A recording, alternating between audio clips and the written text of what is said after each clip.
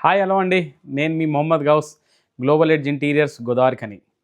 ఈరోజు మనం నార్మల్గా ఇండ్లలో చేయించుకునేటువంటి ఫాల్స్ సీలింగ్లో వాడేటువంటి మెటల్ మెటీరియల్ గురించి డిస్కస్ చేద్దాం.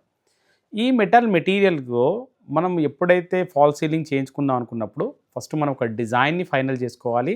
ఆ డిజైన్ ఫైనల్ అయిన తర్వాత మనం ఏ గేజ్ ఆఫ్ మెటీరియల్‌ని అంటే ఆ పట్టీ కావచ్చు, లేదనుకుంటే దానికి సంబంధించిన బాటమ్ కావచ్చు, లేదనుకుంటే దానికి సంబంధించినటువంటి పారామీటర్స్ కావచ్చు, ఇవన్నీ డిఫరెంట్ గేజెస్‌లో అవైలబుల్ ఉండడం జరుగుతుంది.